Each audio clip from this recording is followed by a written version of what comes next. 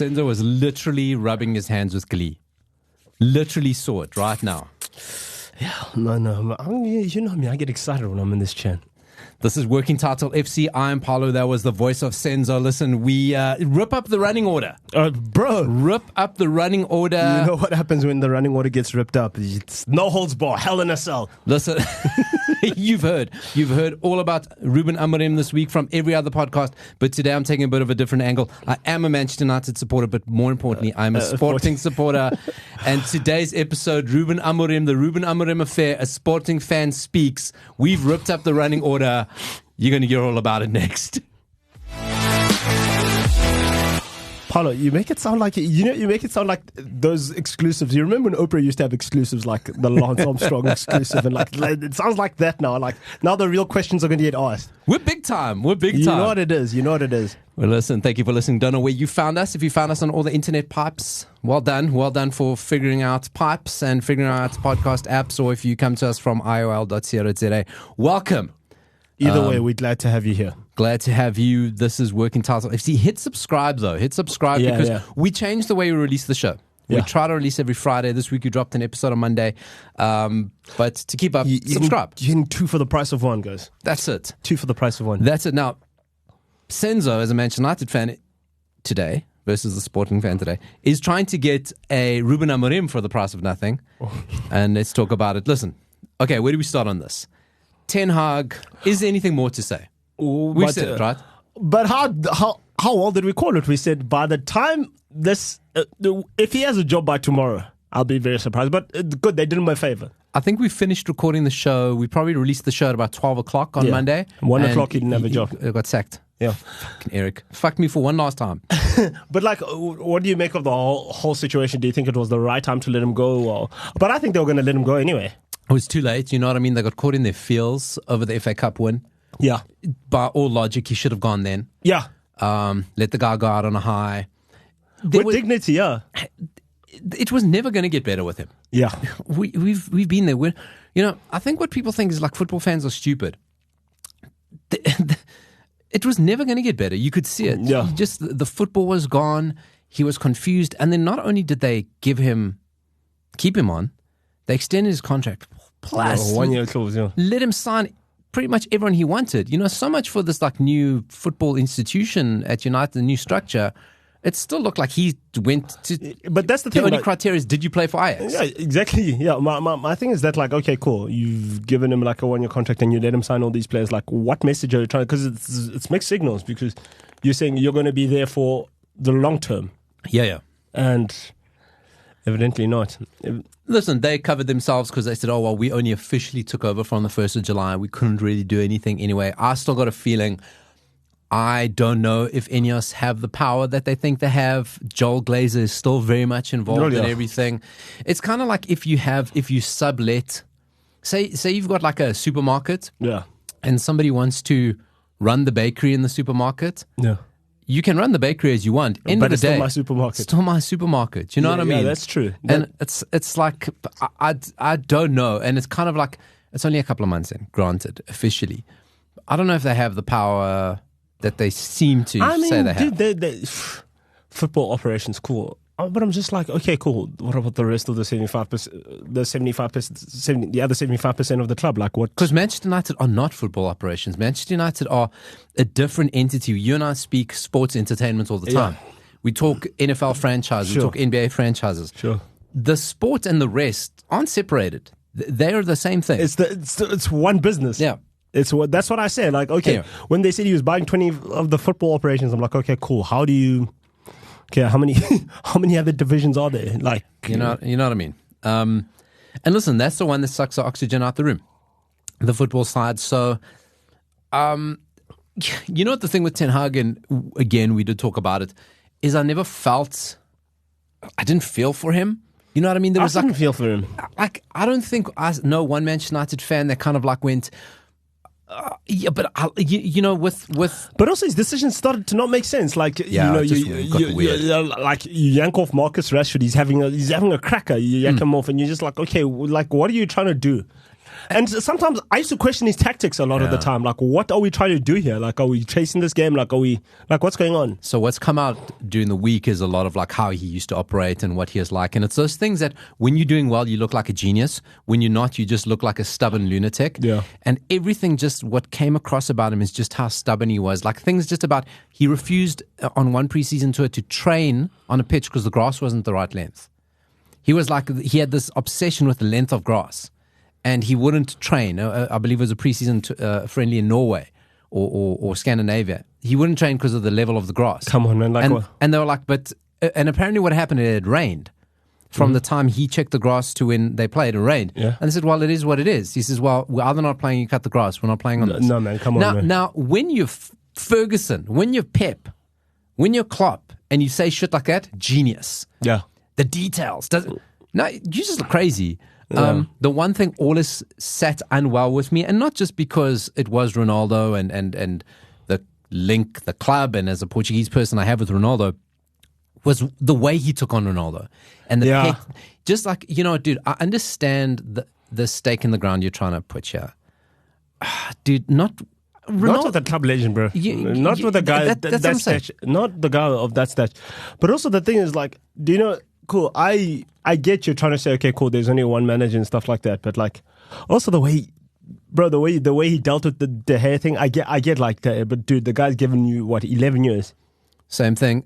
Sancho, as much as I don't like Sancho, it got petty. It did get petty. It was like also like it gets to the point where like, who's the adult here? Well, that's 100% the thing. Sancho's a kid. Who's the adult here? Like, I'm not going to go, like, I've spoken once. I'm not going to go in every newspaper interview and then just go tear the kid apart. Like, I've spoken once. Like, that's it.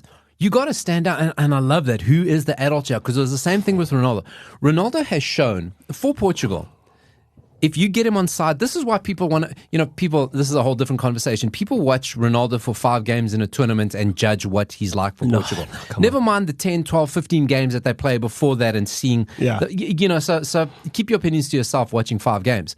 But the thing that both Fernando Santos and Roberto Martinez have seen with Ronaldo, get him on your side and that dude is bulletproof ally. Yeah. Bulletproof. The players listen to him. Everyone respects him. Yeah. Ronaldo walks into any room and things happen, right? Ten Hag decided I'm not going to. Ten Hag decided I'm going to take him on. Where if he had taken Ronaldo on side and goes, listen, I don't like the standards at this football club. I agree with you. You're Ronaldo. You can help me change it. Right? That's all it took. That's all he had to do. The same thing with Jadon Sancho. Sancho is a little prick. And we're kind of seeing... We've seen it. He's repeating his behavior at Chelsea, right? But be the adult. We've seen it. At the end of the day, this is a multi-million Honestly, pound also, asset. Also the thing is, like, we're not here for your guys' 2 egos. We're not here for your guys' 2 egos. Like, you saw how Pep dealt with the Sancho thing. Okay, cool. You don't want to wait your turn. It's fine. You can go to Dortmund. Cheers. And no hard feelings. Like, if you don't like how I do things, cheers. Ferguson fell out. I mean, notoriously fell out with Beckham. Yeah. But when he needed somebody to help him turn around that Real Madrid game, fuck it. If it's one guy here who's going to do it, it's going to be Beckham. Yeah. And I'm not too big to admit that. Yeah. You know what I mean? We're not here for mine or his ego. We're not here for mine. They 23 other oaks that rely on us here. That's it. Because okay, cool. I get Ronaldo. Okay, Ronaldo, I don't agree with the thing that he did with Piers Morgan. Did you hear about the thing with the trainers? So towards the end of it, Ten Hag banned Ronaldo from the first team change room. Why? And Ronaldo was like, cool, I want to go in and get my trainers. And he wouldn't let him. The staff, the staff were instructed, do not let him in there. Even if he just wants to go get his trainers, he had to get a youth team player to go in and get his trainers. That's not cool, bro. Come on, you know what I mean? Just be an adult, bro. Just come on. That's if you are winning, you look like a genius. Yeah. When you're losing, you look mad and stubborn. And also the thing is, like, okay, we know what Ronaldo comes with, but like, for me, even if Ronaldo came back and he only scored 1 goal in 2 seasons, that's fine. You know what? He's paid his dues to United. But he doesn't owe us anything. But he didn't. Yeah, that's my thing. He was the top scorer that season. That's my thing. You know, he get him on side, and you have an ally, and he decided to take him on. And it goes, I just don't think it was his fight. It wasn't his fight. It's just you didn't bring him in. Get him on, use him to your benefit. Yeah. But anyway, those are things about and Lots of stories about Ten Hag are popping up like that, where he just looks odd. Apparently, he was begged by the coaching staff not to go toe-to-toe with City. He wanted to play City at their own game in the FA Cup final. And it was Darren Fletcher, of all people, that convinced him, said, if we go toe-to-toe, they're going to tear us apart. We're going to get 5. And the coaching staff convinced him to change his tactics. And you just see it. And I think I mentioned it the other day. You know, I was watching a game and my wife said to me, why do you think you know more than the Manchester United manager? And I go, you know what? Because I'm not stubborn. Because I'm not so stuck in my way. Because people go, oh, how do you know more than this? Because we're not stubborn. We watch it, we go, but I'm looking at this news. Why aren't you doing that? But like the thing is, like I've said this about like football and tactics, right? You can't go play Barca at possession football. You can't go play City at possession football because you will get. That's the difference between you getting 2-1 or getting 7-0 because we all know. And how many times did Ten Hag not pick up big scorelines? The amount of times he picked up 4s, 3s, 7s, never mind those big ones. Yeah. The amount of times you picked up 4s and 3s. Yeah. And yes, there were the 7s. Yes, there were the 6s. Because he tried to go, well, I understand you are Manchester United and you got it, but you're not there yet. But the thing is, as well, I mean, Paulo, we've been watching United for how long? We didn't play possession football. Get the ball, get it out to the wings, cross. That was it. Counter-attack. We know what we do well.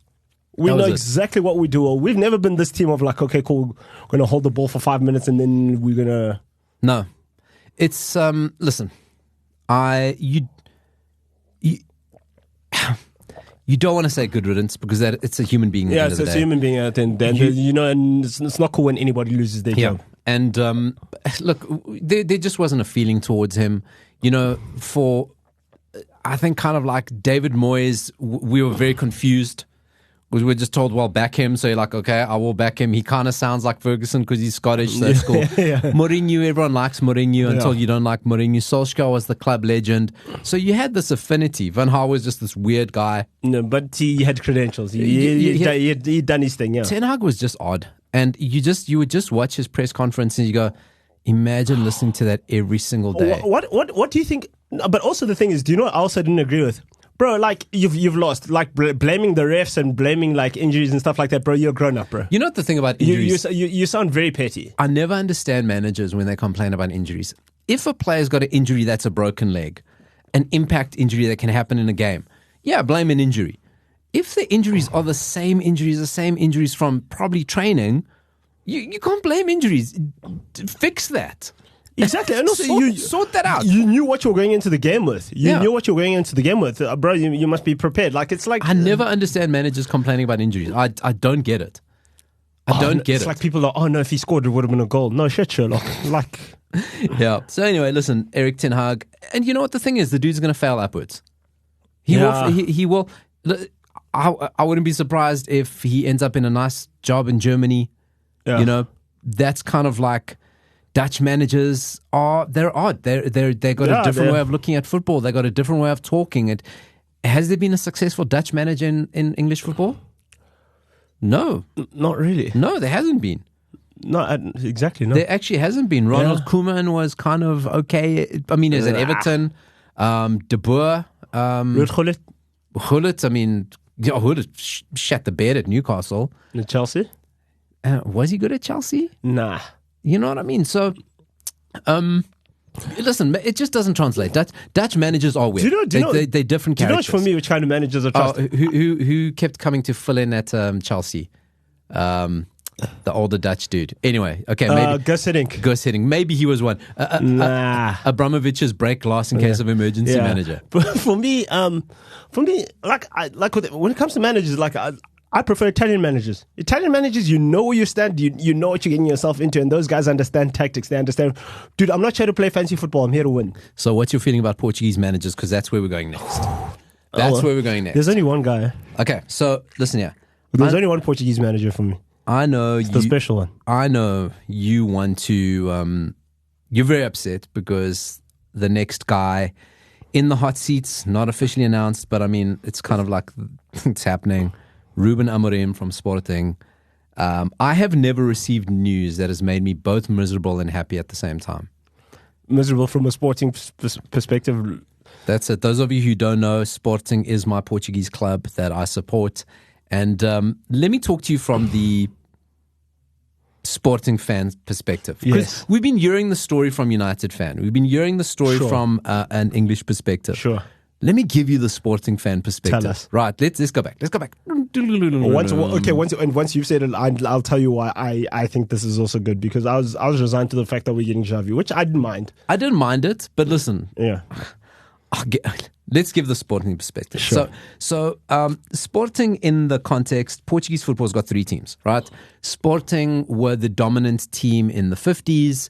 Then Benfica kind of figured out, hey, if we go to one of our colonies called Mozambique and kind of pick up guys like Eusebio and Mario Coluna, we can game the system. So Benfica then, of course, there was no European Cup when Sporting were dominating. Benfica won a couple of European Cup / Champions Leagues. Porto kind of picks up in the late 80s and 90s. Sporting have never had a period of dominance kind of in modern football. Yeah. A title here and there. Sporting is built on the academy, right? Yeah. Only academy I may have mentioned before that has produced 2 Ballon d'Or winners. Ronaldo and Figo. But guys like João Moutinho, Hugo Viana, Quaresma, Simão, Rafael, Nani. These guys are coming. Sporting are making Bruno plays. Fernandes. No, Bruno didn't come out of the academy. He's both he didn't come out of the academy. But Sporting are making plays, right? And even to this day, Gonzalo Inácio, this is good. Still players coming out the academy. So we haven't won anything for a couple of years. And no matter what situation Ruben Amorim walks into, and people go, oh, United is a disaster club. United is not a disaster club. United is a massive club. Yeah. I use the comparison. I work in radio, and people are always shitting on the SABC. SABC is a disaster. SABC is a mess. It's like, no. They put out 8 TV channels and 20 radio stations every single day of the year, 24 hours. That's not a business who's a mess. They're just big. Yeah. They're just big. But that's what I say to people, like, oh no, but why isn't he playing well for United? I go, guys, listen, it's there's a difference, between playing for your boutique club and playing for a global corporation. That's it. Difference between running your mom's family business and running a Fortune 500 company. So United are just big. United is not a disaster club like what Ruben Amorim walked into at Sporting. Yeah. Because what had happened at Sporting? Just sum it up. There are resources at United. Yeah, that's it. There are resources. Yeah. The law of averages with United says eventually you're going to get it right. This is not blind hope or faith. It goes, the law of averages says that eventually you're going to hit the formula. Yeah. Okay. So he walks into Sporting. The new president at Sporting was only the new president because the previous president had criminal case against him because it was alleged he let ultras into the training ground to attack the players. Jeez. Okay? Okay. And we're talking Rui Patricio, who was Portugal's starting keeper at the time. We're talking Rafa Leao, who, listen, there are lots of other names. I'm talking the ones you know. And Bruno Fernandes was in the squad. Sure. Right? And the ultras were allowed in the training room because apparently the president instructed it to go attack the players. Right? What? Jeez, that's a proper lawsuit. So the players go, rightly so, I'm tearing up my contract. I'm out. Okay, you can't protect me. And Sporting lost hundreds of millions in assets of player sales that walked out the club. Bruno Fernandes was one of them. Rescinded his contract. A couple of days later says, no, I'm staying. I can't leave you like this. That's why Sporting fans, he didn't come through the academy, but we love him like he did. Because he didn't have to do that. A guy like Rafa Leao took it. Rui Patricio took it. Those guys came through the academy, walked out. So this is what he walks into. Ruben Amorim. Now, Ruben Amorim was a player at Benfica. He played for Portugal, but he was a 7 out of 10 squad player. Yeah. He was at the 2014 World Cup. There's one video clip going around of him being subbed on for Ronaldo in a qualifier for Portugal. He was never a 39, jeez. Exactly. He was, I don't even think he's 39 yet. I think he's younger than Ronaldo. Yeah. I think he's just a couple of months younger than Ronaldo. And he was at, his career where he played Braga, he has spent some time in Qatar, and starts coaching at a small club called Casa Pia. I don't even think he played 8 games, doesn't lose. He then goes to Braga's B team. Now, Braga is kind of the 4th team in Portugal, just kind of keep hitting a glass ceiling. And he coaches the B team, doesn't lose a game. So when Braga need a manager, they put him in. Goes to Braga first team, doesn't lose a game. 10 games. So Sporting's new president goes, I want that guy. Now, Sporting fans are going, oh, shit. guys, like, we've got no players. There's nothing. We've got Bruno and 10 other guys. We've got no money because basically hundreds of millions of euros just walked out the door. Yeah. Okay. You're going, not only are you appointing a guy who's played coached 10 like first league games, Sure. He's an ex-Benfica player. What the fuck are you doing? Like, what the That's not going to go down well. It goes down fucking well. Yeah. He wins the title his first season. Yeah. His first season. And what he had made the deal, he came from Braga. At Braga, he had a striker called Paulinho. And he made a deal and said, listen, if I'm top of the table, because Sporting didn't have a striker, he said, and Bruno Fernandes had left. So by the time he had moved on, and so he didn't coach Bruno. And he said, if I'm top of the table by January, buy me Paulinho, I guarantee the league. Which he does. So this Paulinho, kind of like a journeyman, middling striker, comes in, Sporting win the league. Lights it up. So what does he do when he comes into Sporting? He goes, okay, does what Sporting fans love. Who's in the academy? Let me go find some youngsters. And he goes looking around. He goes, let me go look around at clubs around. Oh, there's this guy, Uruguayan midfielder. I like him. Manuel Ugarte. Yeah, let me bring him in. You know, there was a guy at Braga. He's okay, but I can make him better. His name's João Paulinho. Yeah, let me bring that guy in. Yeah. Oh, there's a kid in the academy called Matheus Nunes, who now plays Manchester City's Matheus Nunes. Yeah, let me bring that kid in. Oh, there's this other guy who was a reserve player at Wolves. Let's bring him in. Pedro Gonçalves, Port. Yeah. Let's bring him in. And suddenly, and then fills up with Gonzalo Inácio. Remember Sebastian Coates from Liverpool? Yeah. Kind of like dead-end career. Yeah. I'm going to make that guy my captain and turn him into the best centre-back in Portugal. Yeah. Right? And that's what he does. So Sporting, the one thing he didn't get right until recently was goalkeeper. That was always his weakness. Yeah. Sporting win the league season 1. As reward, what did the club do? 2 weeks before the end of the season, they sell João Paulinho and Matheus Nunes. Awesome. Tear out my midfield. Awesome. Tear out my midfield. Awesome. But at the time, they go to Fulham and Wolves, but those guys are now at Bayern Munich and Man City. Right. Ugarte at PSG. Right? Oh, is that Man United? Yeah. Oh, yeah. He goes to PSG. PSG, yeah. He's now at Manchester United. And Francisco Trincao was also belonged to Barcelona kind of. Then and he he went goes, to Wolves and let me go get that guy, you know. And Trincao's not rubbish, bro. And so for 2 seasons, doesn't win the league. Not great. Listen, not his fault. He had his team taken away from him. That's the reality of Sporting. No. That's the reality. Then season before last, kind of they get this guy called Victor Gyökeres, which just, you know, the rule in Portugal is if you have the best striker, you win the league. Yeah. You know, when Porto had Falcao, no one could touch him. When Benfica had Darwin Núñez, they won the league. That's just the way it is in Portugal.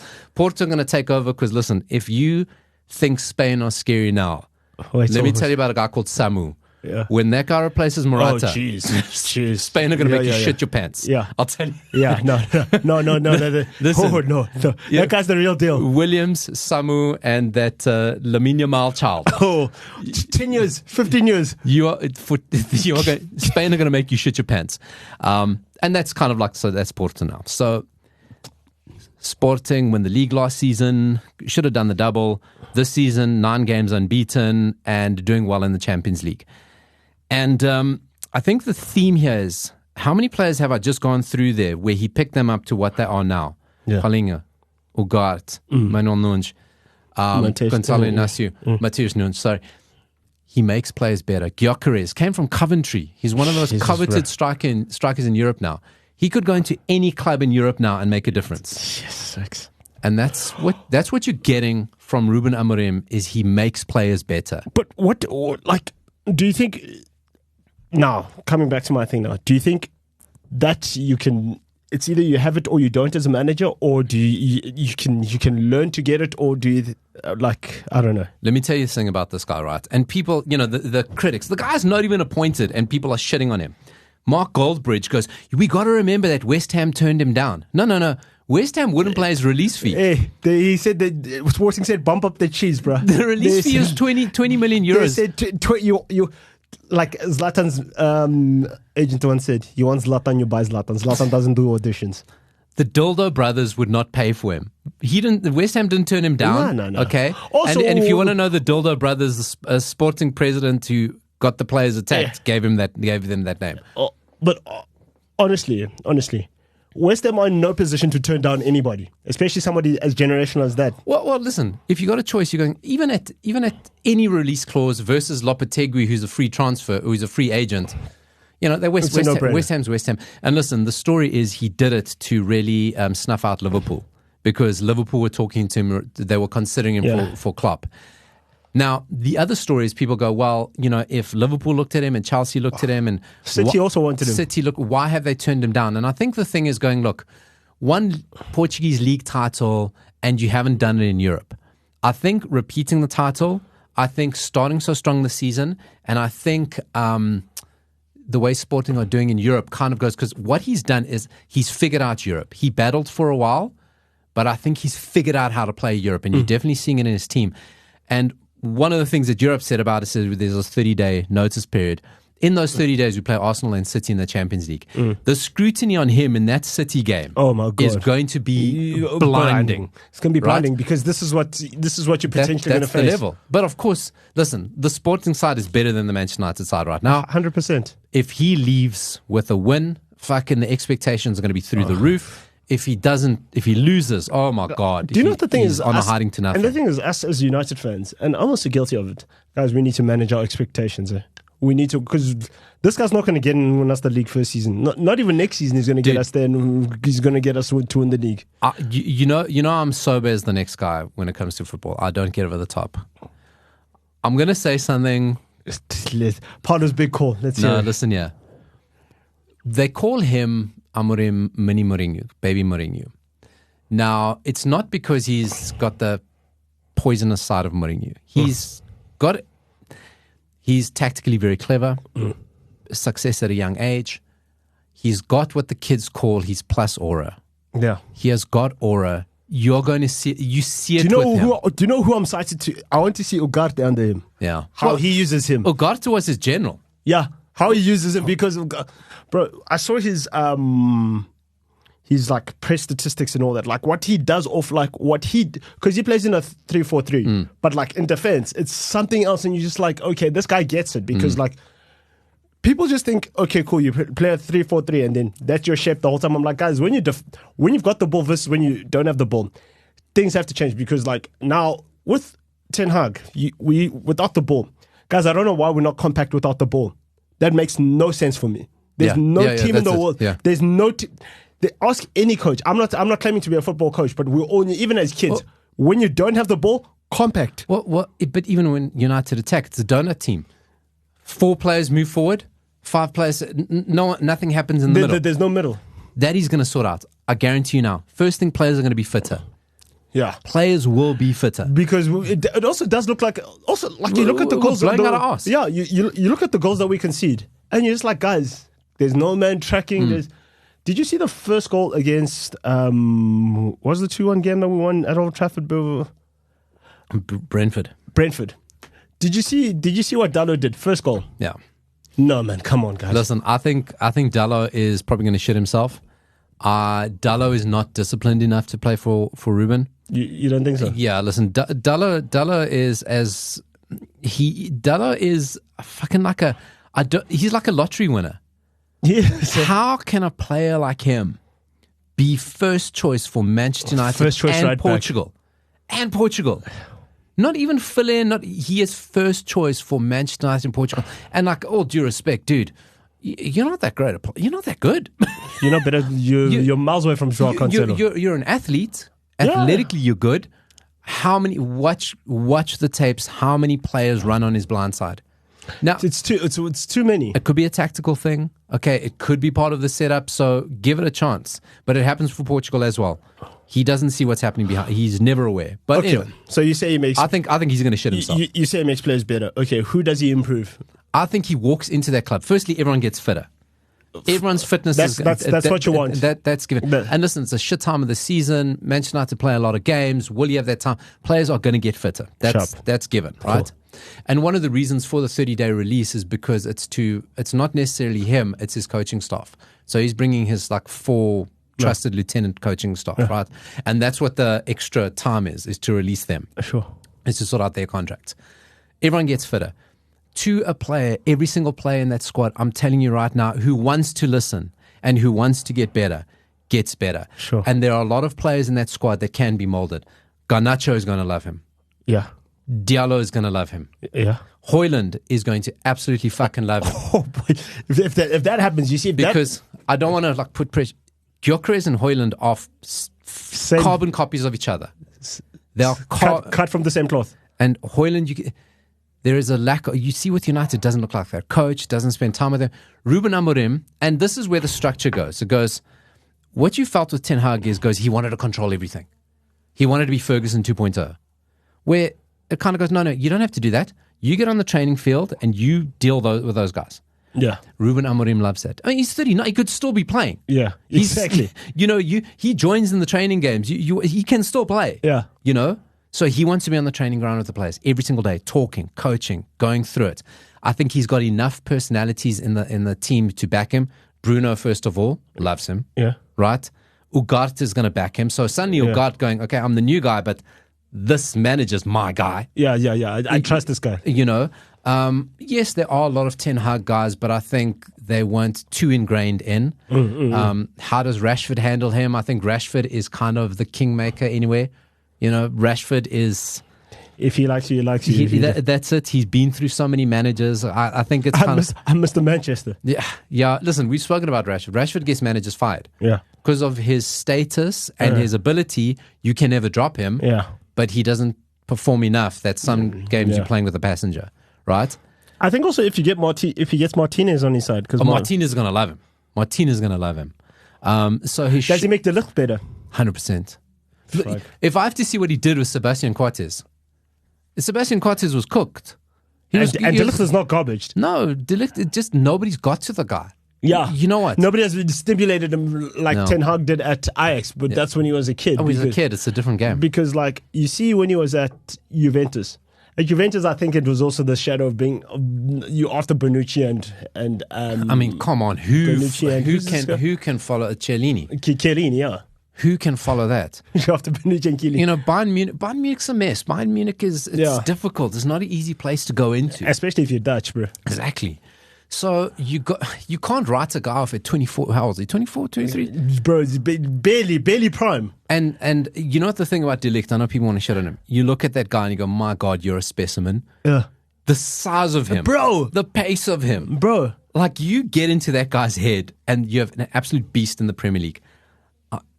My big call is give Amorim time to settle in. Once he starts winning, United don't stop getting results. So I wouldn't be surprised once he kind of clocks and figures out how we get results. I would not be surprised if United don't lose again for the season. That's the call I make. Oh, jeez. Okay, that's a big call. But for me, the thing is, dude, aura. You do not understand the aura this guy has. But for me, Paulo, it's funny you say that because, for me, I don't. I don't mind. What do you want as a supporter, bro? City are just they're another beast. But for me, I don't mind if we challenge for the league and you close the gap. That's all you want. You close the gap and you challenge in Europe. You do something in Europe. And the thing with City is you guys aren't exactly playing by the rules. Yeah, exactly. You know what I mean? Exactly. Let's play by the rules and then we see a different game. But sure. Listen, take nothing away from Pep. But that's where you got to challenge. I do not see the frustrating things. You look at the squad and there are players there. Dude. There's a mix of everything. There's good youngsters. There's solid pros. There's homegrown. There's a little bit of everything in that squad. Sure. And it goes, why is it not working? There's just not a solid goal scorer, right? Yeah, we don't have a tried and tested guy. But if you don't have that, then stop conceding goals. It's like for me, that's what I say. It's not rocket science. Up front, okay, cool. There's no dynamite up front, but guys, shore it up at the back. Then shore it up at the back because we've seen other teams do what what's Good Evening's name again? Emery. Bro, when he got to Villa, he said, "Okay, this is my club. This is what I need." Bro, I may not have the guys like up front, but he's turned Ollie Watkins into something else. Like guys that you thought were dead and stuff. That's it. Like, and you know, just last week we were talking about Hansi Flick, and go look at him in a couple of months what he's done to Barcelona. I'm telling you, Amorim does the same to United. That's the impact because he doesn't have because the first time with the Manchester United manager, he's not going to try to turn Manchester United into something else, and he won't. Moyes tried to turn us into Everton. Van Gaal tried to turn us into 95 Ajax. Mourinho just didn't try to turn us into anything other than his plaything. Solskjaer wanted us to be United 99. Yeah. You know, Amorim's going to go, okay, this is what the fuck you are. This is a massive step up for him. You don't get offered the Manchester United job unless they're sitting 14th in the table. Yeah. Right? So also for him, the great thing for him is it can't get worse. This is rock bottom, gentlemen. It cannot get worse for him. Anything he does, if he wins 5 games in a row, fuck. When last did we win 5 games in a row? Bro, 5 league games in a row. Ferguson. Think about it. Ferguson, bro. When last did we win 5 league? Ferguson. And I think it was COVID football. Solskjaer and COVID football. I think it was the last time we won 5 games in a row. But I'm telling you, that's just how ridiculous it's been. Right? If he wins 5 games in a row. Also, guys, first and foremost, cut out the noise outside, bro. So glad you brought that up. Cut out the noise. Whatever they're saying, like, bro, you guys, nobody's going to tell you guys about us. You guys know what's going on. Yeah. I think, listen, it is propaganda style. You never hear shit about Man City. At all. You never hear anything about Liverpool. Arsenal. And yes, because they're successful, so there's not much to say. Even Chelsea, they shut it down. For the problems that Chelsea have, for what happened to them, bro, it's relatively quiet because the thing is you don't hear about, every week United's a shit show. Every week. And listen, United are that big. United take the oxygen out of everyone. Rodri wins the Ballon d'Or. First Man City player to win it. First Premier League player to win it. Nobody even noticed because Manchester United fired their manager. Like honestly, you know what I mean? We sucked the oxygen out of the room. Yeah. There's been no other story. Even this week, we were like, well, what else do we talk about? It's not worth talking about. That's Manchester United. But so you can't stop guys like Mark Goldbridge and guys like that. Yeah, well, that's their bread and butter. That's how they make their living. And you know what? Their tactic is. And listen, when you're creating content like ours, you can easily go. Our show could be way bigger if we went divide the fan base and monetize. Yeah. But we don't want to do that. We want to be it's not the show we want to do. Yeah, exactly. Right? And we thank you for listening and understanding exactly, that. Yeah. Right? Guys, like, if I'm Jim Ratcliffe, and he's a billionaire, he'll know dodgy guys. Of course. I mean, he'll know dodgy guys. He's the richest oak in the UK. Yeah.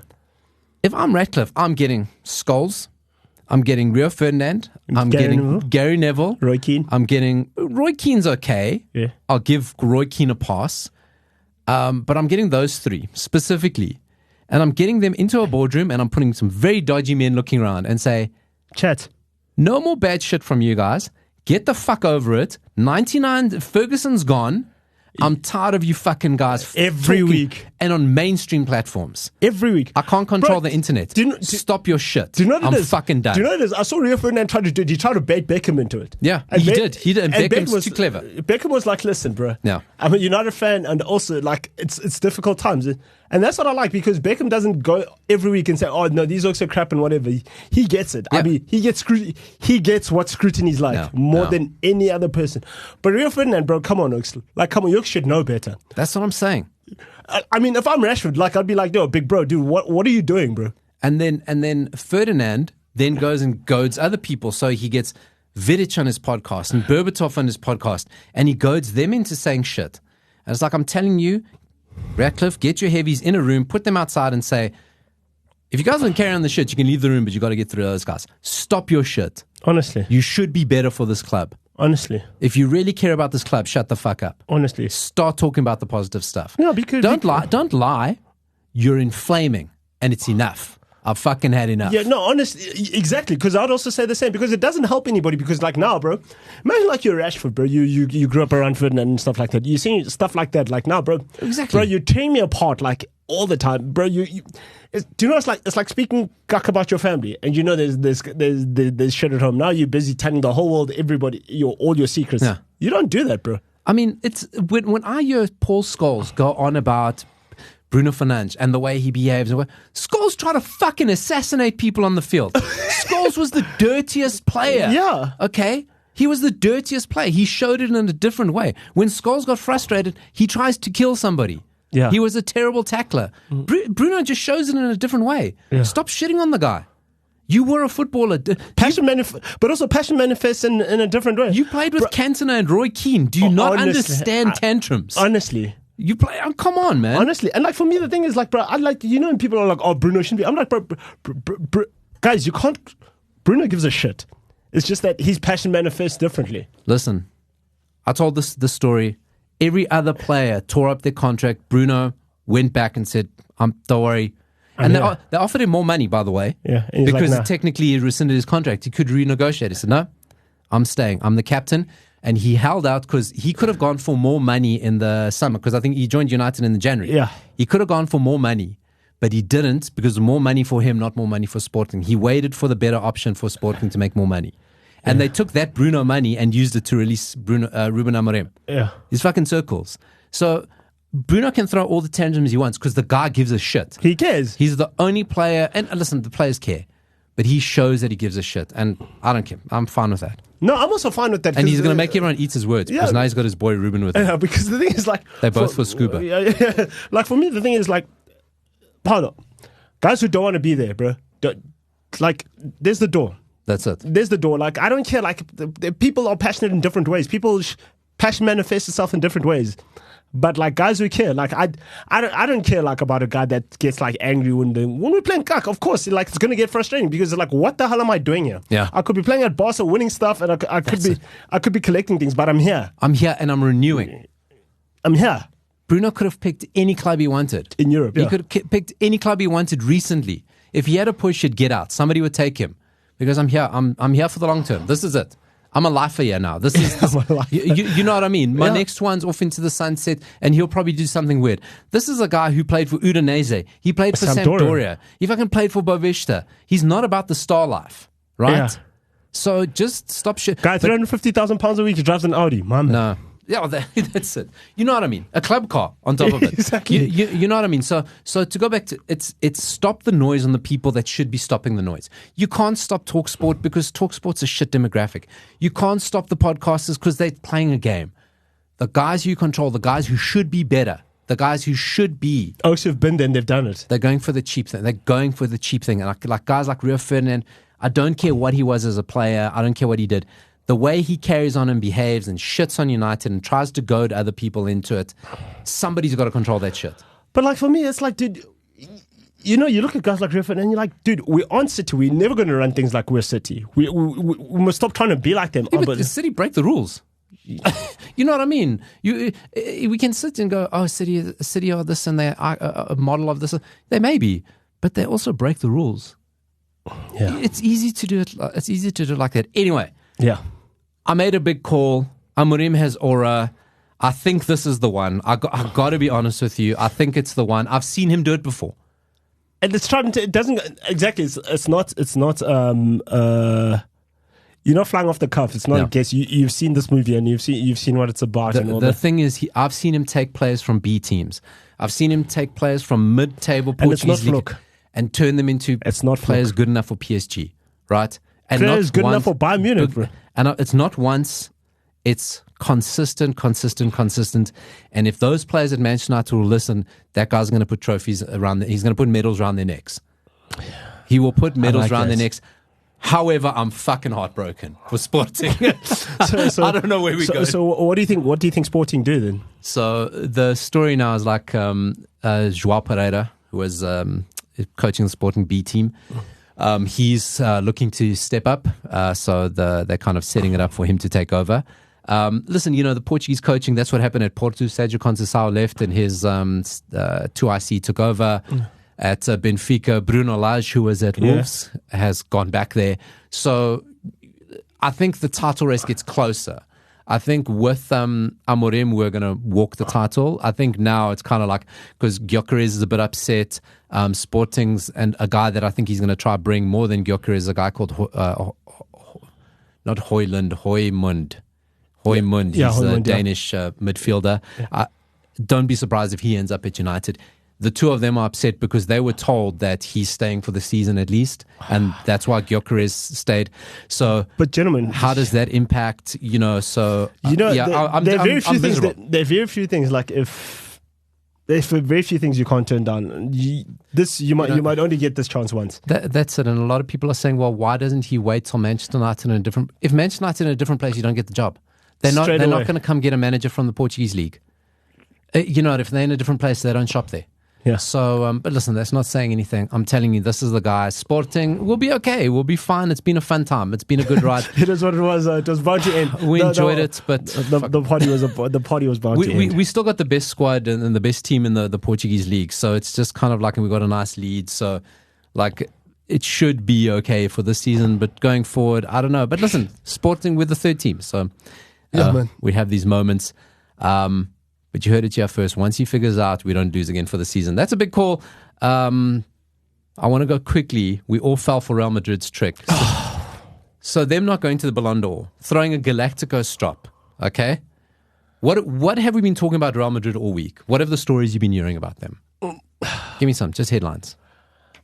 Jeez, I don't know. I've just been all about United. Like, I've kind of forgotten. So Real Madrid, the stories are, they heard the day before that Vinny Jr. is not going to win it, so they boycott it. They gave the reasons that Rodri win it, and they say, well, Carvajal qualifies for the same, won the same, if not more. Yeah. Right? Carvajal wins the same. Say it's a fix. They're against us. It's because Vinny's fighting institutional racism, so FIFA are getting back at him, or UEFA getting back at him. Despite Carlo Ancelotti winning Coach of the Year, despite Real Madrid winning Team of the Year, despite multiple Real Madrid players, Galactico strop. What's one thing you haven't heard again this whole week? The Barcelona score. Oh yeah. We all fell for Real Madrid's trick. Yeah. What a smokescreen. So nobody's talking about how a literal child walked into the Bernabéu and said, walked, you guys. Keep quiet. Right. He told the Bernabéu, I'm 17 years old. You shut up. Okay. Against... At the side of their ultras, he said, I'm going to show you guys. Every time I've seen this Real Madrid story, I go, stop falling for it. Look what they've done to you. They've tricked you. For me, like with the whole thing, for me, it wasn't bad taste. Because it also it takes away from Rodri's shine. And also, those two guys should be sitting next to Rodri. They must shake his hand and say, listen, bro, well played. That's the thing. And Rodri's Spanish. He won. I mean, the crazy thing about it, everyone goes, oh no, players like Rodri will never win the Ballon d'Or because he's not flashy enough. There's this guy called Luka Modric. Yeah, but then Rodri wins it and they go, oh, how can a player like him win it? What do you want? What do you want? I mean, also the people who know real football, the people who know real football will know what Rodri is. So and how indispensable Rodri is. I read a quote from one of the German journalists who voted for Rodri. He says, you know what the difference is? Guys who watch football in clips want Vinny to win it. Guys who watch football matches, no one else but Rodri should win it. And that's 100% it. Ballon d'Or is a joke of a fucking thing. It is. Only idiots like Rio Ferdinand care about Ballon d'Or. It's a popularity contest. It's so stupid, right? But you give yourself credibility when a guy like Rodri wins it because you go, fuck, great, yes, you should win it. Do you know what it's like? Also, do you know what it shows? It shows that they're still football purists out 100%. There. Also for me... And the mainstream journalists, because that's who votes for it, still respect that. Yeah. It's not these clout mongers on social media. And that's the thing. It's like, do you know what it's like? It's like when, in your grade, when you guys vote for a head boy, who you guys vote for versus who the teachers vote for is two different things, because we know we're in the trenches with this guy. Who's the guy that's going to get us like to all come to... He's going to get us out of trouble. He's going to get us exam here. Yeah, we all know who the people's champ is. Who the people's champ is. And that's the thing. Like, the teachers vote for the guy that tucks in his shirt. Exactly. Keeps his socks up, honestly. Tucks in his shirt. Listen, it's great, but end of the day, Real Madrid tricked us. Because we're not talking about anything else but the result. Damn Real Madrid. Also, it was distasteful for them to. No, it was distasteful. For them to only release that story hours before the ceremony. Yeah, but the timing was perfect, dude. Yeah, bro. The timing's perfect. We've just been bashed. They completely turned the narrative. Because of course, I mean that happens on. Was it Saturday? It happened. Yes, it happened on Saturday. Monday morning, the United news breaks. Monday evening, this happens. Tuesday, or Monday, they start leaking all the shit. Perfect timing. Nobody talks about the result. Yeah, but bro, Ferguson said, "Don't trust Real Madrid." But as they need our fax machine again, those guys. No, but like for me, Paulo, like I don't know. As Rodri, I'd be disappointed because the thing is, if I'm Vinny and Bellingham, right? I'd go anyway because you don't want your moment taken away from you like Exactly. that. And you want the two other guys to say, listen, bro, well played.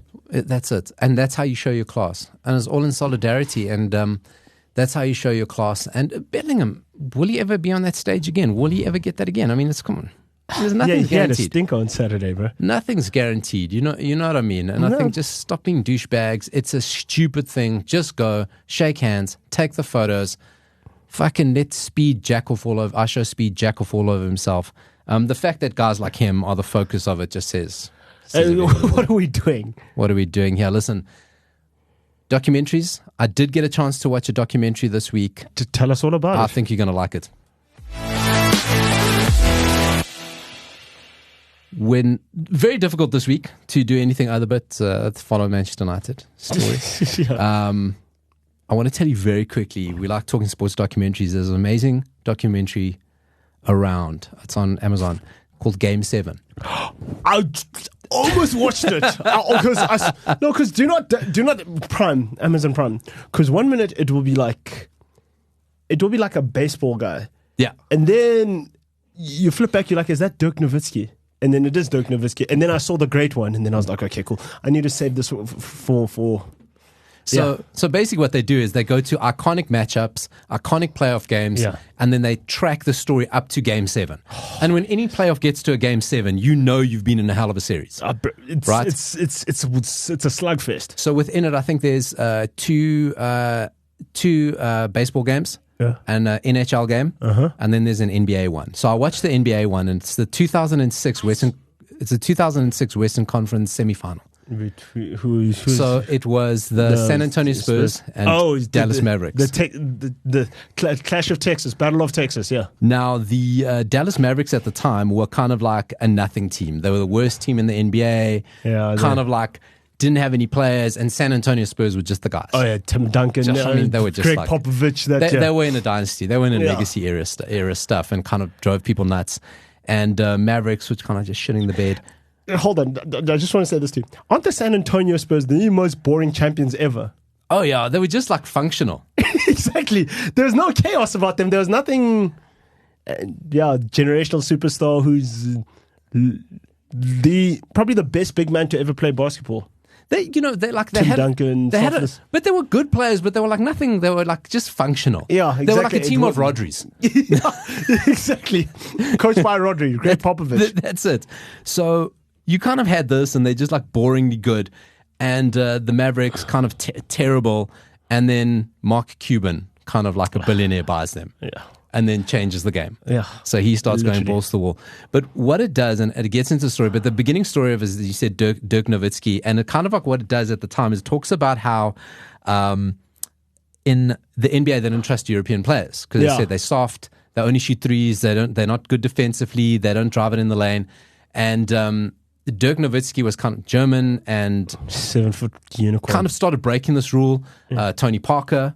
Again, he wasn't in the team, but Tony Parker's in it. Yeah, he's European, he's French. He's point guard. Dirk Nowitzki kind of like set the template of going, well, hold on a second. We kind of got, look at the Europeans dominating the NBA now. Every team has a European on starting five. Yeah. If not the franchise player. Yeah. And it just wasn't happening. And he was kind of the first one that did it. So you see a lot of him. And it tracks the lead up to this Game 7 of the Western Conference semifinals. And it was just like the games. Game 1, Spurs take the lead, of course, because they're Spurs. Game 2, Mavericks come back in. Game 3, Spurs get ahead. Game 4, Dallas get ahead. Yeah. Game 5, Spurs. Game 6, Dallas. Jeez. So you go into it 3-3, right? In the final Game 7, tied. So oh my God, Spurs get ahead, Dallas pull back, Dallas pull ahead, Spurs pull them back. Dirk Nowitzki. 2006, what was going on with me? Oh no, it's because when Kobe Bryant was on his bad boy era, I enjoyed it. Yeah. So 2006 was kind of just the start of the modern era. Yeah. And yes. And before LeBron, LeBron was just about to be LeBron. Just about, exactly. Yeah. And so he ties it up. They win the game 1-1-9, 1-11 in overtime. Sucks. And they go to the final. They lost to the Heat in the finals, I think, that year. But it's a great series. Yeah. So that's game 7. That's the one specifically about that. The basketball one, I'm always going to start on the basketball one. Really good. I really enjoyed it. But just the tense. But do you know what the thing is about? Do you know what it is? Do you know what you recognize about like basketball, guys? When it's a game 7, home court doesn't count. No, not at all. Home court goes out the window when You could see it, yeah. Or home court goes out the window because what game 7? So the epic game 7s.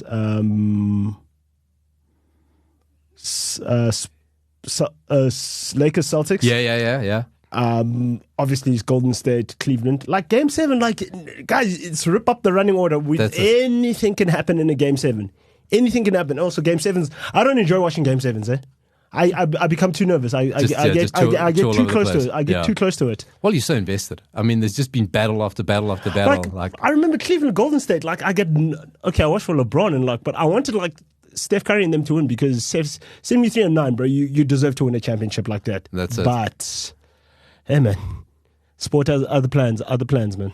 Get on it. That's our documentary of the week. Game 7, we ripped up the running order. We did, hey? Bro.